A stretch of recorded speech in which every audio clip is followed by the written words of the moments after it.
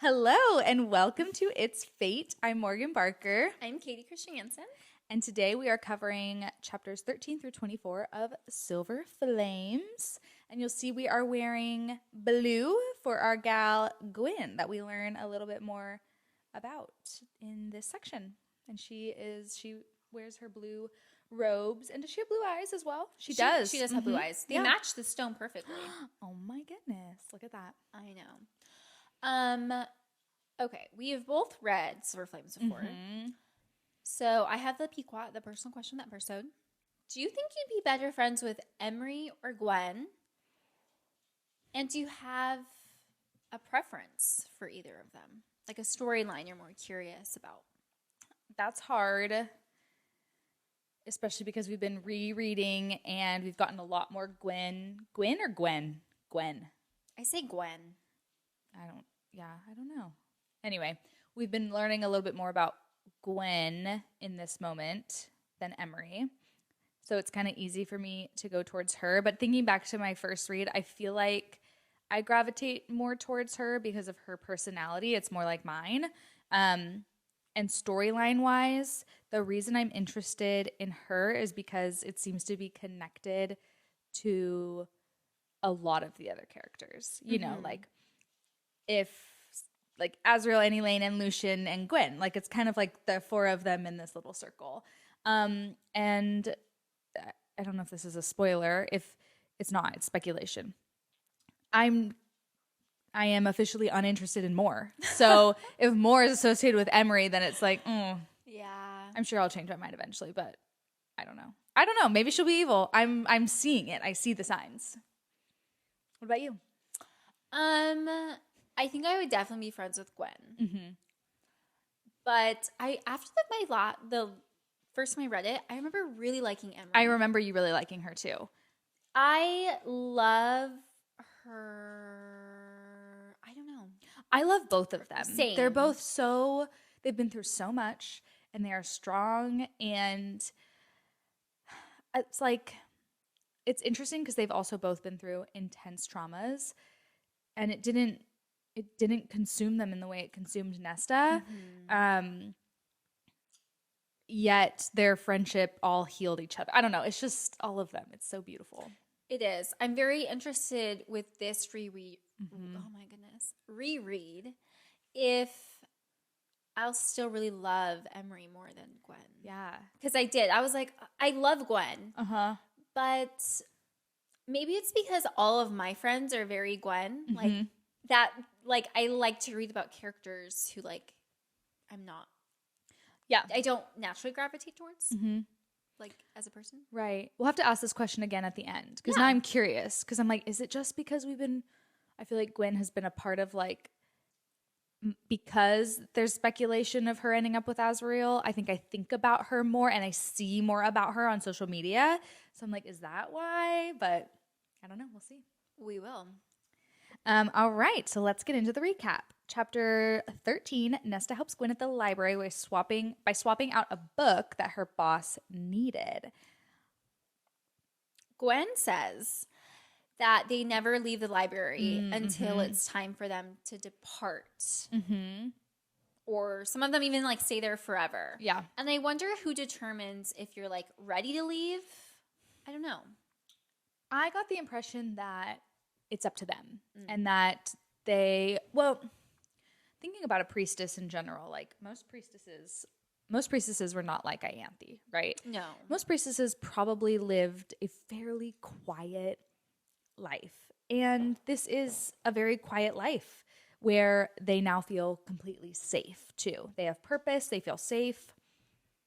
I think a lot of them are very content with where they are. Mm-hmm. And it makes sense considering like what the path they chose in life is, to be a little bit more just like they just do what they need to do. And yeah. What do you think made Nesta help Gwyn? I don't know. I questioned this too because I'm like, okay. She had her first training session, so she's probably like on a high of that. And I think she's interested about who Gwyn is, and that is why she helped her a little bit. Yeah, I think so too. And she really hasn't been able to interact with a lot of Mm-hmm. She's only interacted with really the inner circle, which she doesn't like a lot of them. So I think this is her way of being like, more like, there's no real bad consequence, if that makes sense. Yeah. Like, it's like she can finally just do something without it being like race is going to be like all this drama. Yeah. And it's in this like quiet underground safe space. Mm-hmm. Yeah. Gwyn tells Nesta more about her boss, Meryl, who is a researcher, and she's researching the Valkyries. Who we learn about. I completely forgot that that's how they learned about the Valkyries. Yeah, me too. I knew it had something to do with the library, but I didn't remember why. I love this reference to the Massiverse, that Meryl, before researching about the Valkyries, she was researching about worlds separated by time. Mm-hmm. I loved this too. It's literally what the Massiverse is. The way Gwyn describes it as different worlds occupying the same space, just separated by time, is why I think theories like the one we shared about Caltane being the Suriel can exist. When we shared it on our TikTok, a lot of people were like, the timeline doesn't match up, or all these different things. And I'm like, that doesn't matter when it comes to traveling a multiverse. It doesn't matter if you're in a different timeline here, you can be in a different time period there. So I just want to tell everybody out there, if you're curious about this, watch Loki. It'll make a little bit more sense, but you'll probably have more questions. Yeah. I think the time stuff can be confusing. Yeah. I didn't realize in my first read that the Valkyries were not a race, but rather a group of people of all races, that they recruited individuals from birth. I don't know how I feel about that part. I don't know about it either. It said like birth to early childhood, and I was like, that's still sad. Like, you don't get a childhood. Yeah, and because I was thinking, it could be they took in people who didn't have, like they would have taken in like the Cassians of the world or something like that. But it kind of, recruited makes me think like they sought out like strong bloodlines. So, I don't know. It reminded me of kind of like Jedis in Star Wars. Like, you kind of like fit, like you would know if they should be with the Valkyries. Yeah, from a young age. Why did I think you hadn't watched Star Wars? I watched Star Wars as an adult. Okay. And I'm not like a huge Star Wars fan. That's probably why. I just don't. I don't know. That's fine.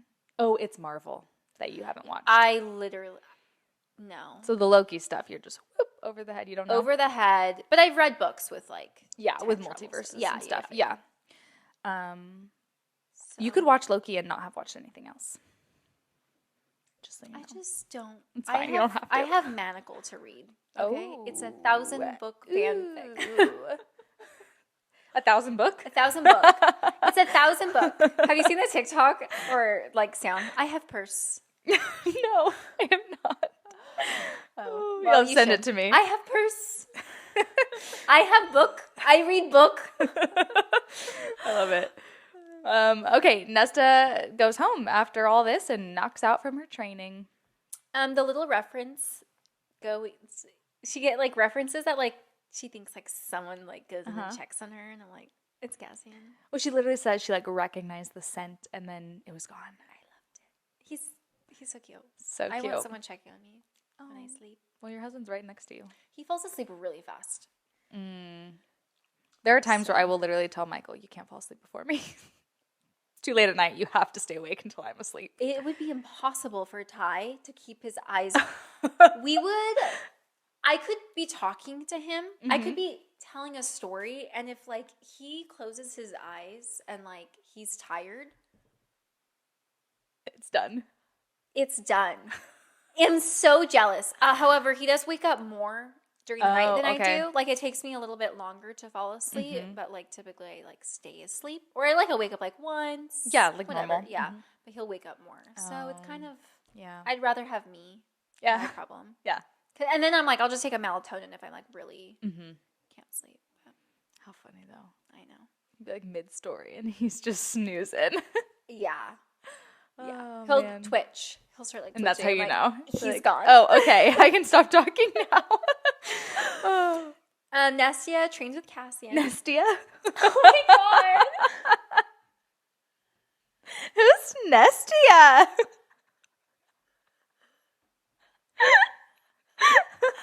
I'm losing my marbles. Okay. Nesta trains with Cassian. And she opens up more about her childhood. Uh-huh. And we learn what happened to Gwyn. Yes. I love that we start to see Nesta heal a little bit more. And she's not fighting back any chance she gets. I know. She's finally like, okay. We're seeing more civil conversations. She feels safe. Yeah. Nesta says that Elaine and Feyre were always her father's princesses. Mm-hmm. And this is where you mentioned this last. Oh, right. Yeah. I thought I got confused. Yeah. Because she describes Farrah, though, not in this way, but as something different. As, like, her mom just didn't want anything to do with her. No. But she describes herself. Yes. Nesta describes herself as her mother's creature. Mm-hmm. Sad. Mm-hmm. Why is she calling herself a creature? It just shows how deep this trauma runs. Like, it's, yeah. They're princesses, and she's like this old creature. Uh-huh. This, like. She's the crone. The crony queen. Mm-hmm.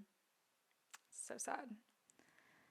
I feel like there are still a lot of, like, leading off of this, I feel like there are still a lot of unanswered questions about Nesta's mother. And Nesta talks about her in mourning, but also about how cruel she was. And it really does. I mentioned this last episode of, like, there was something unhealthy going on there, for sure. Absolutely. Mm-hmm. Absolutely. And I would love, I want a bonus chapter for everything, but I would love a little bonus chapter of, like, a prequel, just a bonus chapter. Yeah. I feel like that would have been really cool to have at the beginning of this book. I agree. It probably would have set up, because we get a lot of, like, the sisterly relationship in this book, it probably would have set up better if we knew just a little bit. Like, more. Yeah, which would make these moments of inner dialogue click a little bit more. Yes. Cassian and Rhys meet Eris at the Spring Court, where Eris reveals that Baron wants the Spring Court for himself, and that Eris is basically like, I had my justified reasons for leaving Moore and, like, doing what I did to her. Yeah. When she was dumped at the Autumn Court. So many years ago. So many unanswered questions. Okay, I was thinking about how Baron wants a Spring Court. Would the Spring Court stay spring, or would it, if Baron was the High Lord over it, or would it be autumn? Interesting. We don't Would it really change know how the seasons? courts came about, or if it's connected to the land or to the leader. So that's a good question. I don't know. I don't think we'll see it. I don't think so either, No. so we'll just decide for ourselves. What do you want it to be? I hope it would stay spring. Yeah. They need the whole thing. But I think it would make for a better, like, bad guy if it changed. And you could see, like, the continent slowly, not the continent, the island, slowly changing into, like, oh, they fell and now they're autumn. Yeah. And then, but it, like, could reverse or something. That's cool. Yeah. That would be cool. Do you think Moore has figured out why Eris has almost left her dead? Because he kind of gives hints that, like, Moore knows.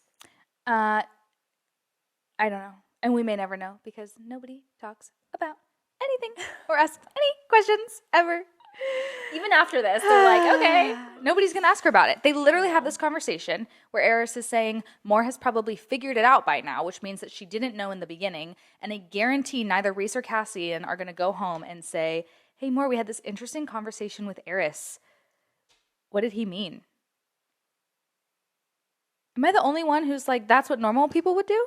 They're not normal. Yeah, I know. They're ancient. Eris mentioned to Rhys that he knows Rhys has been trying to bring Tamlin back for some time now and that it isn't working.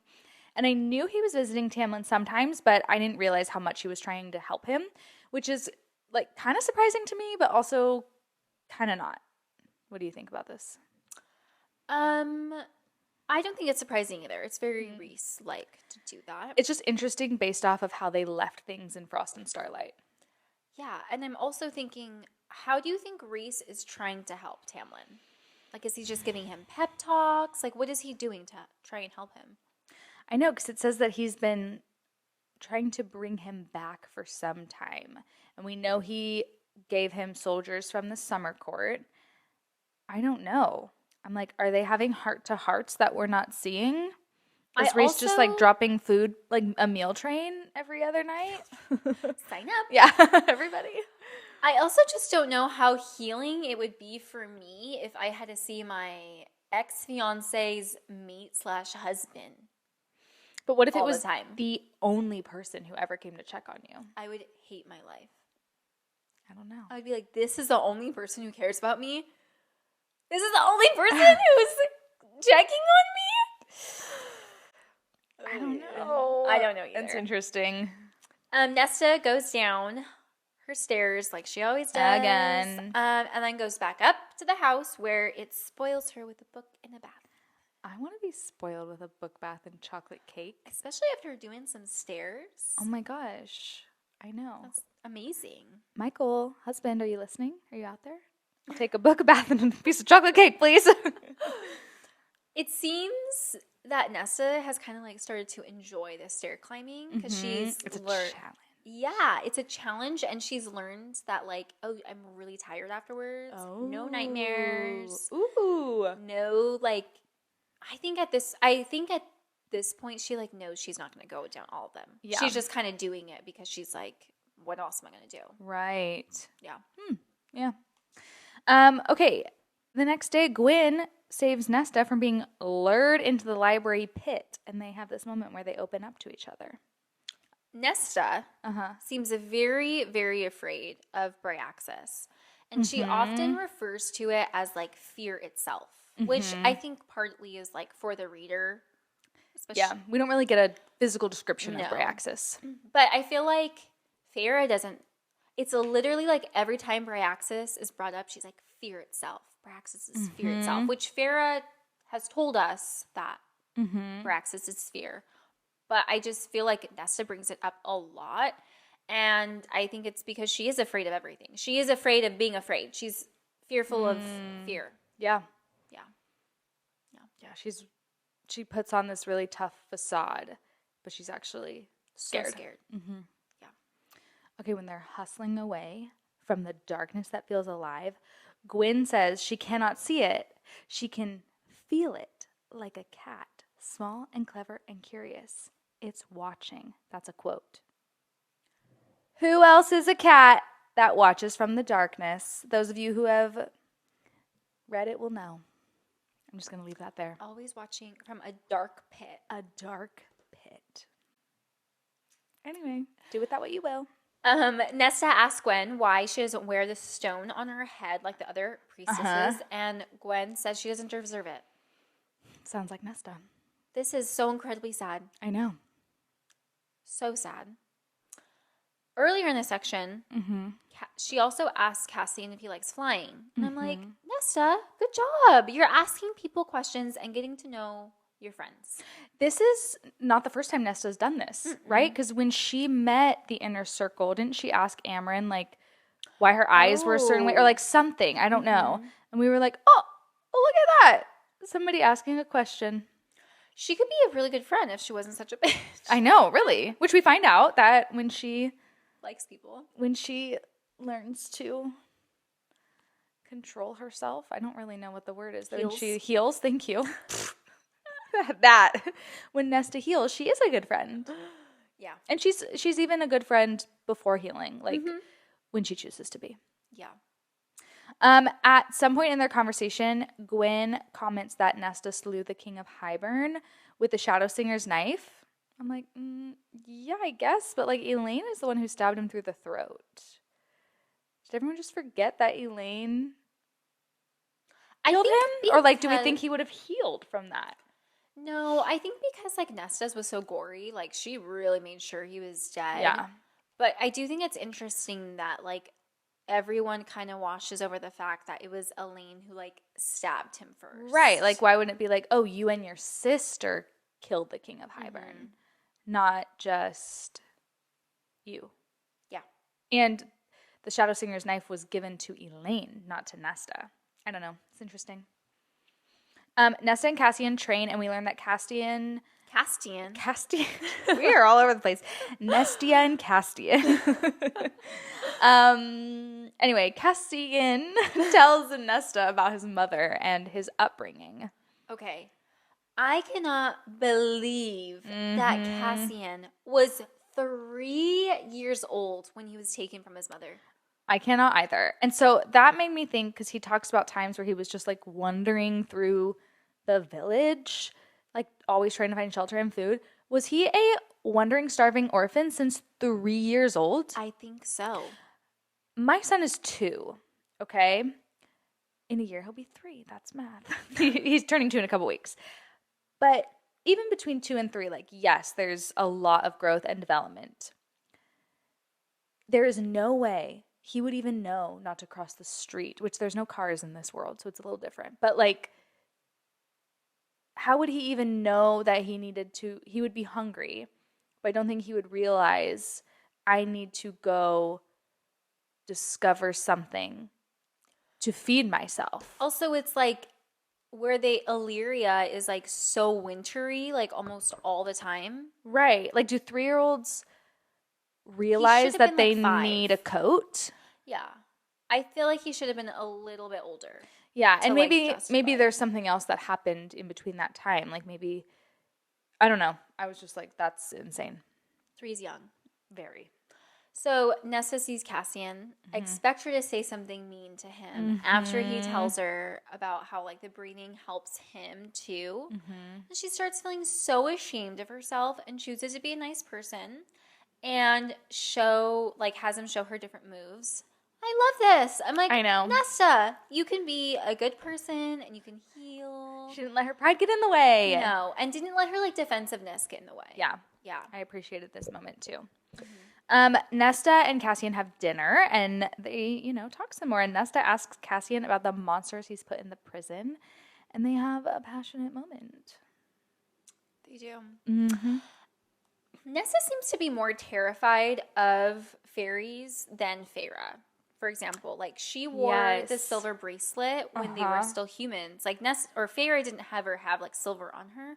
But we see that like Nesta did. And like, I just wonder if she knew more like scary fairy lore since she was older and like remembers more.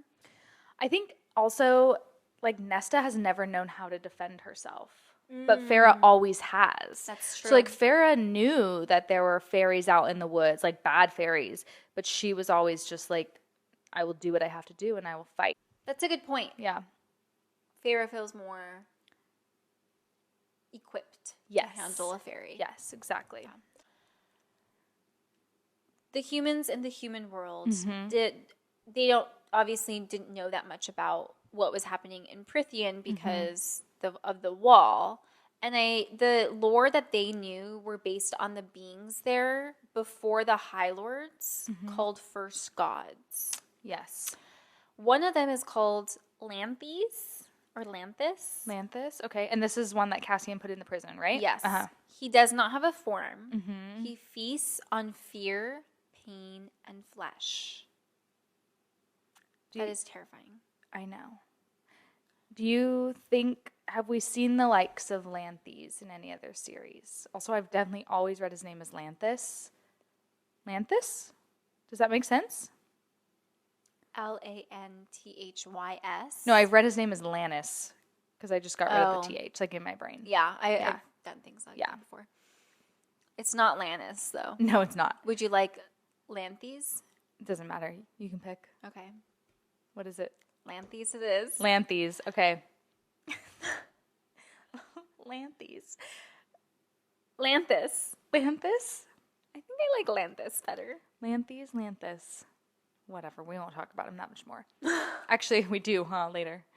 Do we think we've seen the likes of him before? I feel like we have. I feel like we have too.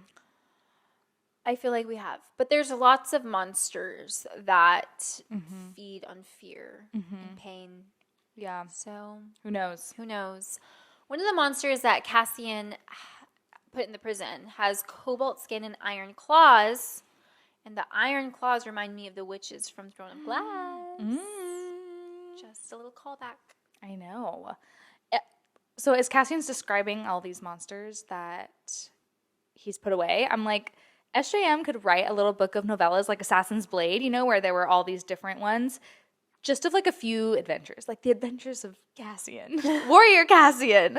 And I would read it and I would love it and it would be so interesting. It would be Cassian, Rhys, and Azriel, and we would absolutely get a scene of them having sex with other partners in the same I won't read it then. I'm done. I'm out. You lost me. Well, you know there's going to be a smut scene. That's fine. But also, maybe there wouldn't be. Because of It's SJM. There's going to be a smut Well, scene. here's my thought, okay? Okay. Maybe there would be.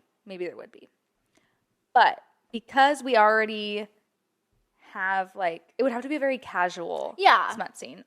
Because we already have their happy endings. Mm-hmm. You know what I mean? And, like, their mates. It would be for the smut. It would be not for the plot. No, not at all. It would be a casual one. Yeah. Right when Cassian set the stage to talk about Amren being in and escaping the prison, Nesta avoids talking about it, which I get why she avoids it, because she doesn't want to deal with that. But I'm like, I have been dying to know and understand, and I feel like it's being avoided because there's no answer. I don't think there's an answer either. I don't even know if Cassian knows how she really got out. No, I don't. I'm like, SJM doesn't even know. No. Amren hasn't told her yet. She hasn't whispered in her ear. No. I love that Cassian asked Nesta why she stayed with him on the battlefield. Mm-hmm. But he definitely pushed way too fast. Like, I'm like, not now. I know. But I feel like it's very him to be like, heart on my sleeve, I'm going to tell you whatever. He's a golden retriever. Yeah. Which I think we talked about before. Yeah. I love him. Nesta can't sleep. And she thinks about Cassian in ways I won't detail. You can go read it yourself. The readers know. Cassian thinks about Nesta that night. And then they have a very awkward breakfast because Nesta basically admits that, like, she had thought about him the night before. Mm-hmm. I love the awkward scenes. Cassian, like, asked, like, what she did. She's like, I read a book. And he was like, what was it about? And they're both, like, they're both, like, thinking about, like, oh, my God. Like, they know, right? She says, the book was about a book? Because she's so flustered. I loved it. I love it. I loved all, like, the blushing and the awkwardness. I really don't think, like, either of them have ever had a serious relationship. No, me neither. So I think this is, like, their, like, first time really experiencing, like, I feel embarrassed because I like you. And I really, like, I want you to like me back, but, like. And I want to flirt with you, but I don't know how. The book was about a book. That was so funny. I loved that. Okay, then they work out, and Cassian tells Nesta about the blood rite, and she asks him if he would train any of the priestesses with her. Right before they work out, Cassian makes a joke about having more muscles than Azriel and Rhys, and Nesta actually laughs. And I think this is the first time he makes her laugh. I think so too. It's cute. That's all. It is really cute. I love to see their, like, budding relationship. Me too. Cassian mentions that the 3 stars atop of Ramiel. I don't know. Ramiel. I think I've heard Ramiel. Okay. Yeah. That appear once a year at the blood rite, and they are their holy stars, and they're also the night court symbol. And I was like, 3. Like, the we get a lot of 3. Goddess? 3 stars? Stars, it makes me think of, like, Crescent City. Right. The Stiri are stars. I know. Could be lots of things here. Could be nothing. Right. I know. So I looked up some details, like their meaning for clues, but I don't think it really gives us a lot of insight. So Ramiel means thunder of God, and then the stars are named Orestes, Arctos, and Corinth. And Orestes, I'm probably butchering these names, means from the mountain, so that makes sense. Arctos means bear, which I mean, like, strong, powerful. And then Corinth isn't a real word. But thinking about your theory, I'm like, could these be the names of Asteri, or what are they called? Dragon in this world? Dragon? Daglin, thank you. Dragon. At the time. Like, I don't know. And it's even, like, Cassian doesn't even know, like, why the mountain is so powerful or whatever. No. Thunder of God makes me think of Hunt. it also makes me think of the god that Bryce was trying to study. Who was that? Wasn't he a god of thunder? Mm-hmm. What was his name? I have no idea. I can't remember. I can barely pronounce these names. I know. I'll have to think back about that, but I'm pretty sure he was like a god of thunder. Or yeah, something. And that's why she thought Hunt was like related or something. Yeah. Interesting. It's very strange how the Illyrians war camp leaders can winnow on blood right night. And I'm like, how did they get magic like that? I don't know. There's so many unanswered questions. And he describes Illyrian magic as rare. And I'm starting to think the word rare is just used in place of not everyone has it. Not actually rare. It's like not common. Right. Like finding a 4-leaf clover is rare. Finding your mate is not. No. And Illyrian having power is not. No, because a lot of them have power. They just don't have as much power as like Cassian or Azriel. Yeah, like, and not all of them do, no. But it seemed like at least half, like based off of the way the armies were described. Yeah. And I'm like, well, then that's not rare. Rare is like 10%, okay? Yeah, rare is like hardly anyone. Yeah. Yeah. Like redheads. Yeah. Redheads are rare, right? Yeah. In the United States. In the United States, yeah. Maybe not in like Ireland. Is that a true thing? No, I'm pretty sure it's a real thing. Because Mm. I actually, what city? Chicago? That's Who a city. has a lot of Irish people? I don't know. St. Patrick's Day is big in Yes. Chicago. Okay. I believe they have a higher percentage of redheads. Oh, okay. So my dad's a redhead, and he's not Irish. Is he? Mm-hmm. I mean, not anymore. He's like gray blonde. But he kind of okay, I can see it. Yeah, and so people always ask if he was Irish, and he's not. So I'm just curious. I gotta look it up. You should. I will. What if the whole Autumn Court has Irish accents? That would make sense because, I mean, a lot of people are like, oh, the Night Court is based off of like Scotland. Like a lot of them probably have like Scottish accents. Why do people think that? Because of the shape of the map. It's the UK and Ireland. Yeah, but there's only there's King not enough. Highburn would be Ireland. Oh, I've actually heard something about this that people think SJM's racist because of that. Oh, and I'm like, it might be just a little. That might just be a little too deep. Yeah. Who knows? Who knows? That's a little bit of a stretch for me. That's a big accusation. That is a big people are calling to boycott the books. Some people on TikTok. Obviously, we're not. So. Oh, look at that! A thumbs up right over my face. Anyway, okay. Oh, can I tell you? So Cassian's talking about the blood right, and how him, Azriel, and Rhys get to the top of Ramiel, and they touch the stone at the exact same time. The amount of times I think about them touching the stone together and try to picture, like, if your hand and my hand went towards this at the same time, like you touched it first, so you would be the winner. Like, I don't think there's one winner. I think as long as you touch it. But it's whoever touches it first is instantly vanished. And they're the whatever it's called.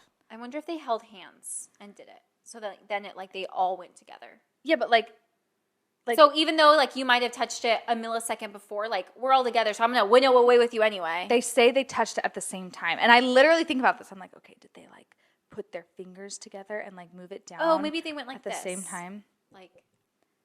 All of I don't know. I literally, it drives me crazy, and it's so dumb and small. Thinking about it too hard. I am. I'm like, what if, I think they're not even real people. I'm like, what if one was just a fraction of a hair off and didn't get it? Then what? They don't win. I know. It stresses me out. It literally stresses me out. I'm anxious. You would do all of that. You would do all of blood right. Imagine you do all of that and you don't get it. That's what I'm saying. Imagine they're like, okay, we're gonna touch it at the same time. Then they go boom, and it's Azriel's the only one left, and he's like, wait, what? And someone comes down, like the voice, the thunder, the god of thunder. It's like, you didn't touch this quick enough. Your brothers touched it first, so you're a loser. That would suck. That would suck. I'm telling you, I'm stressed, even though it's already happened and it didn't actually happen because it's not real. I love that Cassie and Azriel and Reese's experience of the blood rite kind of like foreshadows Nesta, Gwen's, and Emerie's. Yeah. It's super cute. It is. Yeah. Nesta suggesting that more can join in on the training to help the priestesses feel more comfortable. Because Cassian's like, I don't know if they'd feel comfortable with that because obviously, like, he's a man. A lot of them have, like, sexual trauma and totally understandable. And she's like, well, more can join. She's a warrior. Like, I've seen her fight. I am so proud of her. She hates more. And for her to be like, I will put up with this freaking biatch who makes faces at, like, it's probably evil. Yeah. I know. That was a big growth moment. It was. Love you, Nesta. Nesta, again, we get a lot of, like, the same days. She trains, goes to the library, does her stair routine, but no priestesses have signed up for training. And I really like this little detail of Nesta putting herself out there and, like, revealing that she secretly wants more and wants new people in her life. I thought that was sweet. And when Nesta shares that nobody is signing up, Cassian tells her to keep reaching out her hand, and Nesta starts repeating this to herself every day until she questions, what if nobody reaches back? And I love this because she doesn't realize, like you mentioned, that Amren told Cassian the same thing, and, like, he's the one reaching back every single day. I know. So cute. It's so cute. And maybe her not realizing how often people do reach out her hand for herself and how often she slaps it away. Yeah. Yeah. Gives it the finger. The finger. the high-burn finger. Elaine visits Nesta to check in on her, and Nesta sabotages herself and is purposefully mean to Elaine. And we get the song and dance of spiraling and self-loathing and all that. So we get this little flashback of Nesta's mother telling her that Elaine has no brains, but she's so pretty, so they can use her to marry royalty, probably. Like, marry her to royalty, well, then we'll be royal. No wonder why Nesta can be so horrible. Could you imagine hearing your mother from the time you were born, talking about you like a pawn for her to use in her social climbing? And to talk about your siblings in that way, too. Yes. And, like, just to advocate for Elaine real quickly, gardening is hard. So she definitely has some brains. And, like, yeah, it's just, like, not true. No, it's not at all. And it kind of gives us insight into, like, maybe why Nesta has coddled Elaine so much. If she just views her as this, like, kind of mindless princess as her mom did, she's like, well, she can't do anything by herself because she just is floating around. And now that, like, idea of being a princess has been stripped from her, and I don't know. And let's just remind her, you can be beautiful and smart. And a princess. And a princess. That's what we are. Gracious. Actually, we're high ladies. So. Oh my gosh, how could I freaking forget? Nesta made a comment about how she stayed by Elaine's side while she was withering away and waited it out with her, and she seems to insinuate that she's upset that Elaine didn't do the same for her. But I'm like, Nesta, you haven't allowed anybody to get close to you. Nesta doesn't want this. Again, I think it's the same thing with her, like, being like, Feyre, you did this to me. She's just hurting her because she can. I don't think she actually feels this way. So mean. We never get the inner, like, monologue we get. Nesta never thinks this about Elaine. I know. It's so frustrating because I'm like, you're just lying. You're just, like, hurting people to hurt people. Makes me really sad. Yeah, it does. She just she sabotaged herself in this whole conversation. She, like, doesn't feel like she deserves Elaine. I'm just like, want to shake you. Well, and here's more shaking of her. She continually says that, like, Elaine chose the bond with Farah. And I'm like, why can't all sisters have a relationship? Why is Nesta constantly pitting her sisters and herself against each other? I wonder if once her mom died, she kind of fulfilled this role that her mother did. Like, she was her mother's protege, basically. Yeah, like, I wonder That's a good point. She's still, like, somewhere deep down, like, she doesn't know how they can, like, all be together. Yeah. because they've always been like 2 against 1. Mm-hmm. It's never been all 3 of them. That's a good point. I don't know. It's frustrating. This whole conversation. Oh my gosh, I wanted to throw my book. I wanted to jump in there, slap both their faces, and do the whole pull yourself together from Incredibles. Okay, Elaine also pissed me off. Mm-hmm. When she said Nesta hasn't been trying, I'm like, how would you know? You haven't talked to her. Mm-hmm. You haven't talked to her in this whole time. Right. And Elaine was just putting up another wall because Nesta was attacking her. And so when they come out of this conversation, you know, it's very obvious to Cassian that things didn't go well. And I love that he calls out Nesta's BS. He just like, I don't know, he's not afraid of her. And I love it. I love it too. Yeah. Finally. It's about time. Nesta does her little stair-step routine. We get that again. Cassian opens up about destroying his mother's village, and she kisses him. Oh my gosh. The first kiss? Did they have a kiss in the bonus chapter? It was not lip or on lip. Oh, it was okay. just neck nuzzle. Mm-hmm. Ooh. I'm really, really glad. Sorry. What? They kissed at the war. So this wasn't their first kiss. Oh, you're right. But it wasn't like this. This was like their first kiss. Uh-huh. Yeah. Okay. Anyway. I'm really, really glad that Cassian opened up to Nesta and told her that he did destroy like his mother's village because he was feeling like really hurt and vengeful. I think Nesta is so sick of hearing everyone's like happy stories, like happy endings, because she's still in the middle of her battle, and I think she doesn't know what is haunting the others because they do keep it more under wraps than she does. Right. It is interesting though because I would imagine, especially with Farrah specifically, if Nesta were actually like sit down with her and have a real conversation and relationship with her, then she would learn about the things that Nesta's been through. You mean Farrah's been through? Farrah's been through. Thank you. Yeah, that's exactly what I said. Yeah, I think so too. And I'm even thinking of like, again, she probably could open up to Moore because they both, like Moore hasn't healed either. We see Moore drinking a lot. I think because Moore copes in a way that's more like socially acceptable, her being like fun and like she's very bubbly. I think because we see more of that, we don't get the other side of it of like the self-loathing and stuff because Moore seems so positive. And Nessa doesn't know that better. Yeah. Yeah, and I think even though Farrah may have healed a little bit more, I think if they had a true relationship, it could be a positive thing for Nesta to see, like, wow, you've been through this, and it doesn't have to be endgame.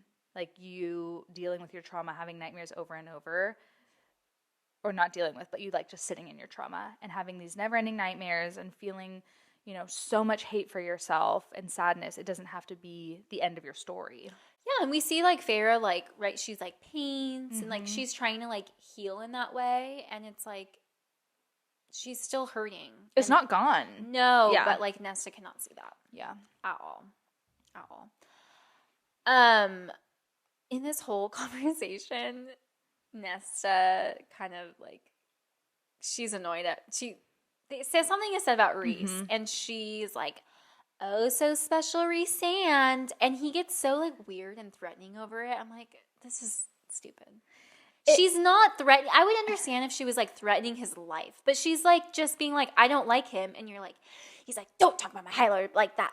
I told you already, and she's like, I'm like, leave her alone. She doesn't like him. Why are you like? You can't force her to like him. I know. I think it's a little bit of like that family thing where it's like I can talk crap about my sibling or my parents or like whatever, but you cannot. And that's kind of the vibe I got. Like, yes, he's also his High Lord, so then it's like double. Yeah, it's like that's not only and I feel like the High Lord thing too. It's a little bit, yes, it's their government, but it's also kind of like, I don't know, like their religion in a way. Like that is who they serve, that person. And so it's like this is my brother. This is the 20% battery. We gotta hustle. Okay. This is my brother. This is my leader. This is my master. So I think it's like coming from that. I get it, but I'm also like, I'm also like, the person who was like, no, she needs to be number one. Number one. Okay. They make out, and Cassian gets an above the pants moment from Nesta. Okay.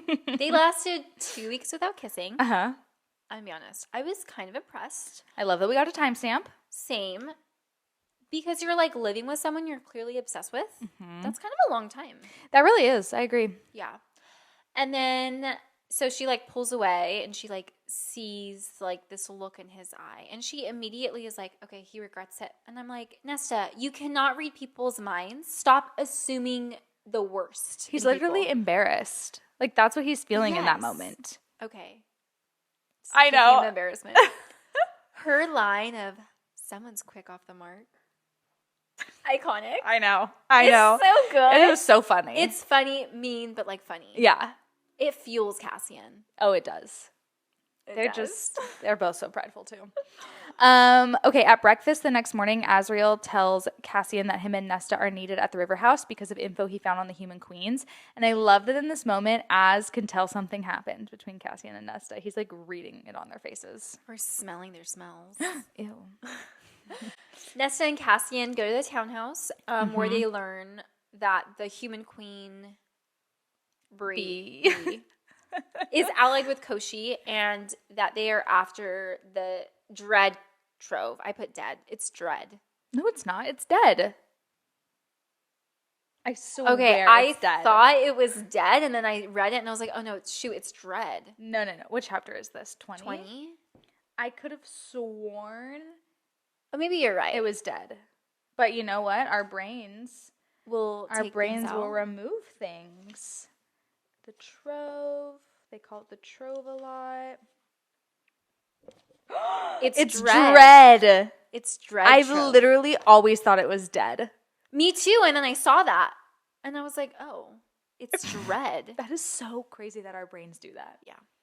Anyway. So Koshi and Queen Bee are after the Dread Trove so that they can free Koshi from his lake, and Elaine offers to use herself to track down the Trove since she's made. She can track it down. Yeah.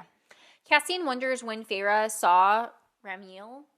Oh, right, because there's a painting, right? Mm-hmm. There's a painting. Cassian wonders when she saw it, and Nesta thinks to herself, like, Feyre could just ask to see in Rhys's mind. She never seems to forget that Feyre can read minds.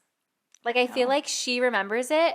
I think later in this book, Feyre talks to Cassian in his mind. He's like, I always forget you can do that. Oh, yeah. And I just feel like it's Nesta being very observant, and I think she hates that Feyre could do that. I think I understand. I think she's like, don't read my mind. Right. Get some walls, Nesta. She does. Some iron walls. Yeah. Yeah. No, I know what you mean. She's like, this makes her feel uncomfortable. Yeah. For sure. When the Trove is brought up, Amren briefly mentions that when she went into the prison, legend claimed there were 4 items, but now legend claims only 3.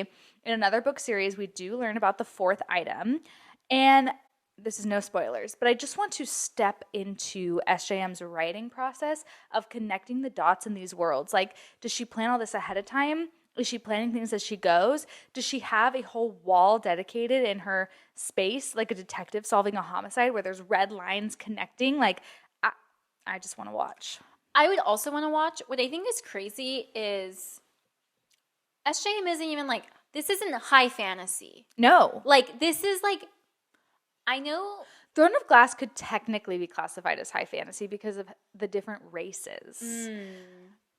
But This I one, don't know. I feel like, is more romantasy. It definitely is. Yeah. And I think this is one of the reasons why some people were very disappointed in CC3 is because they expect a lot out of her. And I'm like, look, clearly I love her books. Clearly she connects the worlds super cool.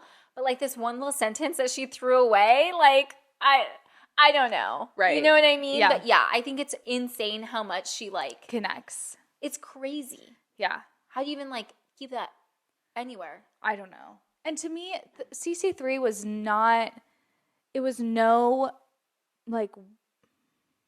better or worse than the other Crescent City books. It's just, there's so much information. Like, you have to be in a place to take all that in. Yeah. And clearly rereading it, there's characters we hate in ACOTAR too right now. Yeah. And I think that's one of the reasons why I like it is because I love the character growth. And I love being friends with these characters and being like, you're so annoying. But like, it's because I love you and I want you to do what's best for you. Yeah. Feyre asks Nesta what happened in the cauldron to see if that would help them with Queen Bee and like the whole situation.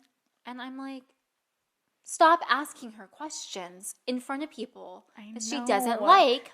But you know what? Take her out to coffee. Have a sister date. I know. Goodness gracious. Nesta opens up, so proud of her. I know. Look at that healing ceiling. She is trying. Anyway, it's just annoying.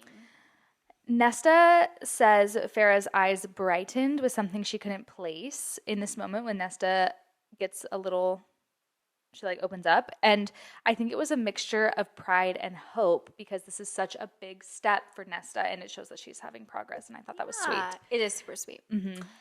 I wonder if Elaine feels as guilty for doing nothing with Feyre when Feyre was like feeding the family as Nesta does about it.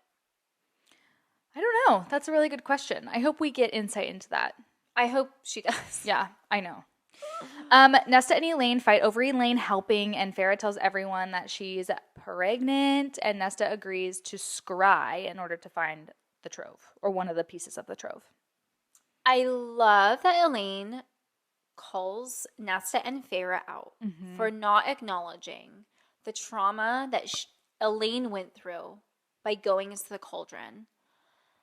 And she's like, basically like, you're seeing how much it hurt you and you're not seeing how much it hurt me. And I'm like, yes, they do this all the time. They're always like, well, it hurt me so much to watch you do. I'm like, she experienced it. I know. She experienced it. Yeah. And even thinking about how much they coddled her and like tried to protect her.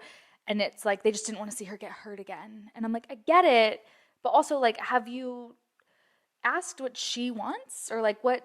I don't know. But yeah, I like that she called them out too. I like seeing these little glimmers of Elaine's strength come in. And I know we talked a few episodes ago about how maybe Elaine like isn't a warrior type, but I don't know. Reading this, I started thinking about the fact that everyone underestimates her and keeps her in a bubble could kind of be a huge part of like her motivation within her own story and her pushing against that. Like whether it is warrior or like whatever she does, I think that this is going to impact her and be a drive for her in whatever she chooses. I hope so. I want more strong Elaine. Me too.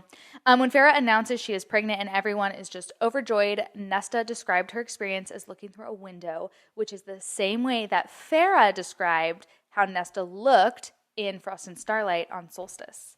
That it was like she was looking through a window.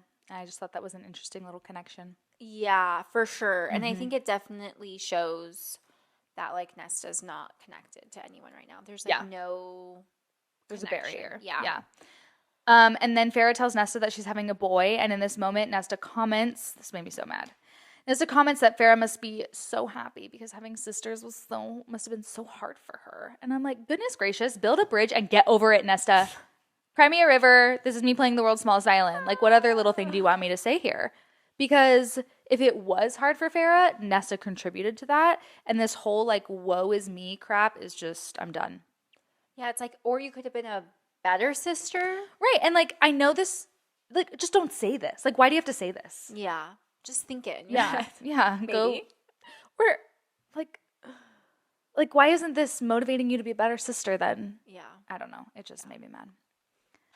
We see Azrael want Nesta to scry like right away, like right when they get home. He's like, she should be scrying right now. But Cassian defends Nesta and tells him like give her time. And then Cassian goes to Nesta's bedroom. I love that Cassian was sticking up for Nesta, and they're always saying she has a choice, but then they're like giving her shitty options and like being like, well, yeah, she don't have a choice. You do it right now, or like, like, geez, let her like the last time she cried. Traumatic. Of course she's like, let me like figure it out for a second. So annoying. During this conversation, Cassian's thinking about things and he notes that things have changed with Mor and she's no longer like draping herself over Cassian all the time and Azrael is no longer staring at her longingly. And when we talked about how Moore is, or I can't remember what we were talking about with Moore and Cassian, but it made me think that, like, I wonder if Moore is being a little bit mean to Nesta, not just because she's, like, protective over Cassian, but, like, I think she likes the dynamic. I think she likes the attention Azriel gives her, and I think she likes the attention that she gets from Cassian. I think so too. Mm-hmm. And I think it's like a protectiveness over herself. Yeah, and she's always like, oh, I just hate that Azriel, you know, loves me, blah, blah, blah, blah, blah. And I'm like, no, you don't. If you really hated it that much, you would have said something a long time ago. Like, there's 100%. There's a part of her that, like, likes that dynamic. Absolutely. Yeah. Yeah. And that's why she's making herself scarce again, because she's just like, okay, things are changing. My boys are moving on, as they should. After 500 years, finally. And they're also not your boys. Like, they're your friends. Yeah. And that's wonderful. But, yeah, it's time. Yeah. We also get another spicy scene with Nesta and Cassian. Yes, we do. Cassian evens the playing field. And I don't really think it's a coincidence that both Nesta and Feyre, like, both of them were like, well, we can just have fun. Yeah. I think it's very telling. Also, Rhys and Cassian both do the same thing. Do they? I don't know. In terms of, like, no, because Rhys and Feyre have the moment in the cabin. No, in the inn. Shack inn thing. Yeah. And that's not the same thing. No, it's not. It's not. Mm-mm. Okay. I thought I was, like, going to make a connection, but I didn't. Well, they've seen each other's tricks, so I don't know. Azriel joins Cassian and Nesta for training the next day, and him and Cassian spar a little bit. Why do you think Azriel joined this training session? I wonder if he knows there's something going on between them, and it's a little bit like curiosity, but also wanting to make sure things are still going okay. Yeah. Yeah. Little mother hen. When Cassian takes off his shirt, he feels like Nesta, like, staring at him, and he's like, I might have flexed a little bit. I love him. Oh my gosh. He has no shame. I know. He's like, yeah, you're looking at me. He's like, I know I'm strong. I know I'm cute. Cassian makes a little comment to himself here that when Nesta called his name during the Battle of Hybern, he knew something that had gone cold over the past year and a half, which, first things first, now we know it's been a year and a half. When this book started, it was 14 months. So that means it's been like another 4 months since this book started. Second, I'm assuming that's the moment he knew they were mates. I think so too. Yeah. I think so. I think there was something, he got called. Mm-hmm. Like. Yeah, and it was there. Sad it went cold. Nesta asks Gwyn to help her look for information about the Dread Trove and tries to convince her to go to training with her. Okay. We get this little scene of Cassian and Nesta's watching Cassian and Azriel, and she starts having, like, this fantasy of both of them with her, which you just sent me a TikTok of SJM saying, like, she had to take it out because she was like, my family cannot read this. Yes. I agree with her. Same. I also, did you ever watch Gossip Girl? No. So there are three characters, and it's a male and a female that are, like, best friends, and they grew up together. And then the male has a girlfriend, and they all decide to have a threesome, and it breaks up the relationship. Like, it just makes it incredibly awkward. And I think that, like, the friends, it's a no. It's absolutely not. Yeah, I think it makes it weird too that, like, Azriel is kind of into Elaine. Yeah, at this point he is. Strange. It makes it very strange, and the third person needs to be a stranger. Which they could find if Nesta really wants that. Yeah, exactly. And Cassian would be down, let's be honest. Gwen tells Nesta that she doesn't want to train because she isn't a warrior. And she was like, if I wanted to be a warrior, I would have chosen that as a child, but I didn't. I chose this. I'm like, how old are you, Gwen? I know. And also, you're allowed to change your mind as you get older. Like, you're allowed to, like, yeah, change. I don't know. we learn more about her, but I can't remember all the details, but we learn about like her lineage kind of. So I'm curious if that plays a part of that. Yeah. Nesta then tricks Clotho into inviting Cassie into the library to show the other priestesses how he trains her, and that like he's very respectful and like this is what you could do. Yeah. And I just like seeing these little glimpses of Nesta, like her trying here. She's becoming passionate about something, and she realizes, or she's starting to realize, that there's purpose to be found in the world. And it was just kind of sweet that she was being manipulative.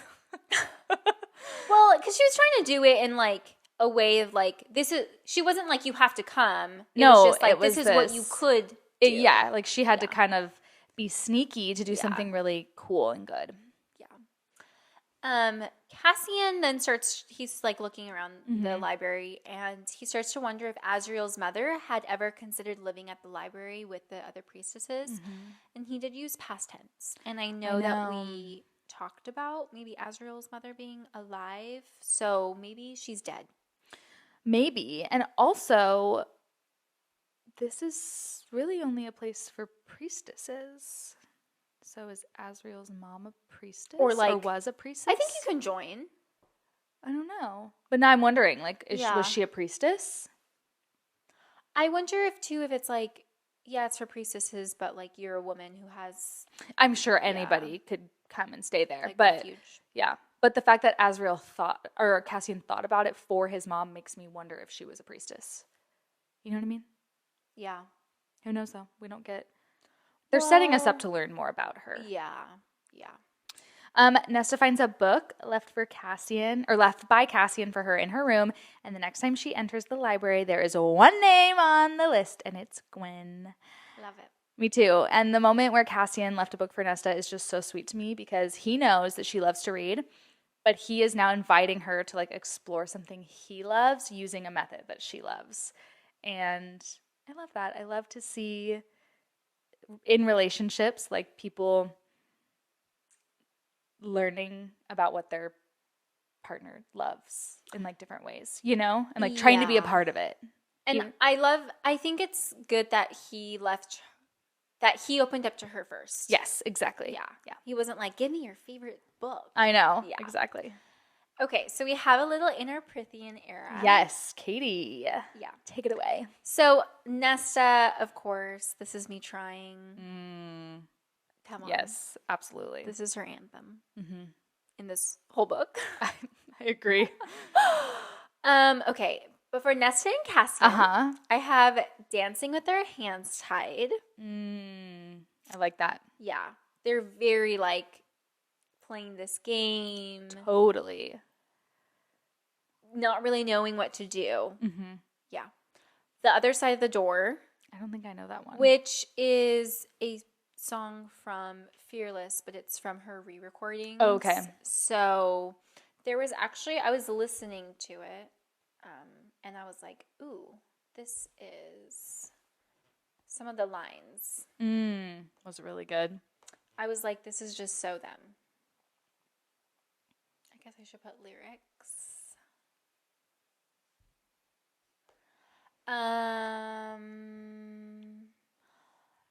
Ignoring words that you were saying, trying to make me stay. I said, this time I've had enough, and you've called 100 times and I'm not picking up. That's like so her. I said leave, but all I really want is you. To stand outside my window, throwing pebbles, screaming, I'm in love with you. How cute. That's very. I agree. Me and my stupid pride sitting here alone. That's so her. That really is. And then Renegade, which is technically not a Taylor Swift song. It is, but she sings it with the big red machine. Yes. Which is so her. And her and Cassian. Like, I tap on your window in your darkest night. The shape of you is jagged and weak. There was nowhere for me to stay, but I stayed anyway. Are you really going to talk about timing in times like these and let your damage me and carry your baggage up my street? It's so good. There was one little line where I'm like, I think I like The Other Side of the Door best for them. I like that a lot. You fire off missiles because you hate yourself, but do you know you're demolishing me? That's so sad. It is so sad. Anyway, that's it. That's that. Our next episode is going to cover chapters 25 through 36. Follow us on our social media. TikTok is at It's Fate Podcast, and Instagram and YouTube at It's Fate Pod. Rate, review, subscribe on Apple, Spotify, and YouTube. Bye. You were like, please don't make me.